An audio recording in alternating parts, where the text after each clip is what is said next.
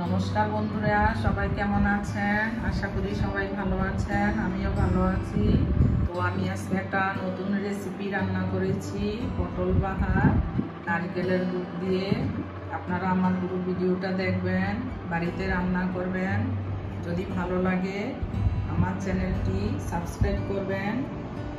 তাহলে চলুন আমার সাথে আমার রান্নাঘরে রেসিপিটি শুরু করা যাক। সবাই ভালো থাকবে। আমি যে পটলটা ভালো করে ধুয়ে এইভাবে মাঝখান দিয়ে কেচে দিয়েছি, দা দিয়ে দুপাশে কেচে দিয়েছি। এই যে এইভাবে ঝিরিঝিরি করে কেচে দিয়েছি। এরপর নুন হলুদ মাখিয়ে নেব। হলুদ দিয়ে দেব, ভালো করে মাখিয়ে নেব। একটা কড়াই বসিয়ে দিয়েছি গ্যাসে। এখন তেল দিয়ে দেব, সাদা তেল পরিমাণ মতো, হাফ কাপের মতো তেল দিয়ে দিলাম। তেলটা গরম হয়ে গেছে, এখন আমি পটলগুলো ভেজে নেব।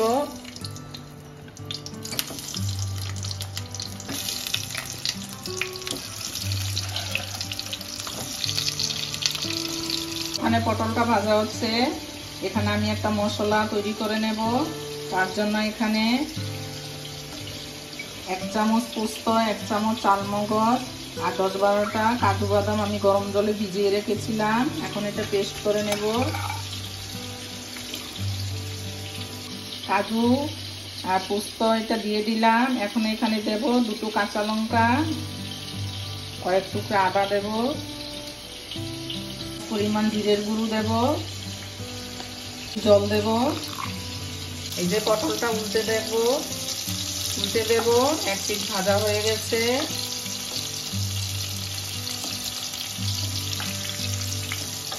এই যে পটলটা ভাজা হয়ে গেছে, নামিয়ে নেব। লাল করে ভেজে নিয়েছি, নামিয়ে নিচ্ছি। এখানে আমি একটা গোটা নারিকেলের হাফ কুড়িয়ে নিয়েছি, দিয়ে দেব। পেস্ট করে নেব নারিকেলটা। পেস্ট করে নিয়েছি, এখন দুধটা বের করে নেব।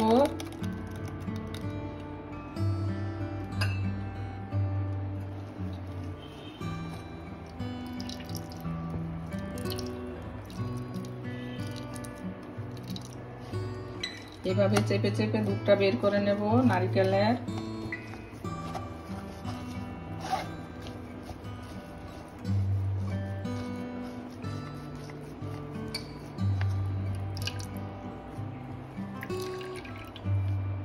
এই যে পটল ভাজা তেলটা রয়ে গেছে, এখানে গোটা জিরে দিয়ে দেব,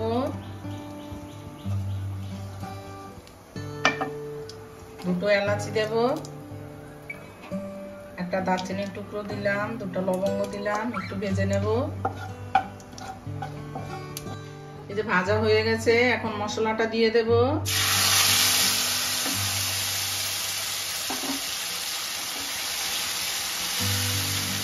পোস্ত, কাঁচা লঙ্কা, আদা, চালমগজ, কাজু, পোস্তটা দিয়ে দিলাম। এখন একটু ভাজা ভাজা করে নেব। একটু নুন দিয়ে দেবো পরিমাণ মতো, অল্প একটু হলুদ দেব,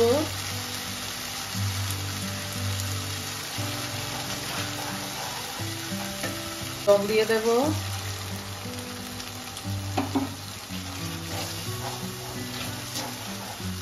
মশলাটা ভাজা ভাজা করে নেব।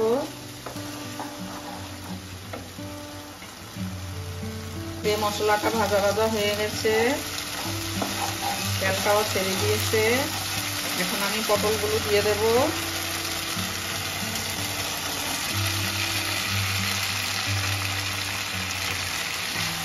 একটু নেড়ে চেড়ে নেব।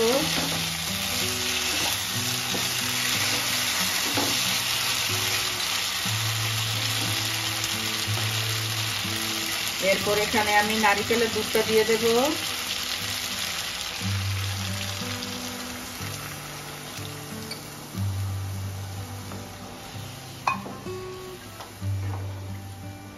বন্ধুরা, এই পটল বাহারিটা খেতে খুবই টেস্ট লাগে নারিকেলের দুধ দিয়ে। চাইলে আপনারা এই দুধ দিয়েও, প্যাকেট দুধ দিয়েও রান্না করতে পারেন। খেয়ে দেখবেন খুবই অপূর্ব লাগে। নিরামিষ রেসিপিটা খুব ভালো লাগে।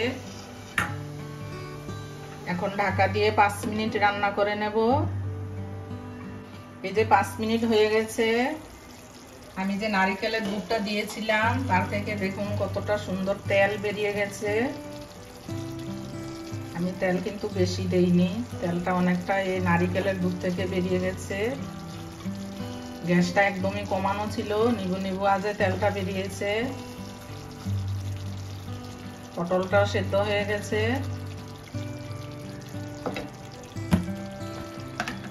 এখন এখানে 1 চামচ পরিমাণ চিনি দিয়ে দেব।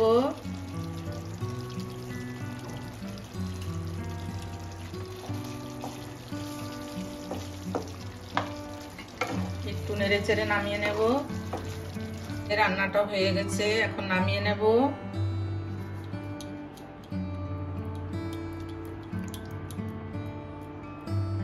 এই যে বন্ধুরা, আমার রান্নাটা কমপ্লিট হয়ে গেছে। আপনারা বাড়িতে রান্না করে একবার খেয়ে দেখবেন। আমার পুরো ভিডিওটা দেখার জন্য ধন্যবাদ।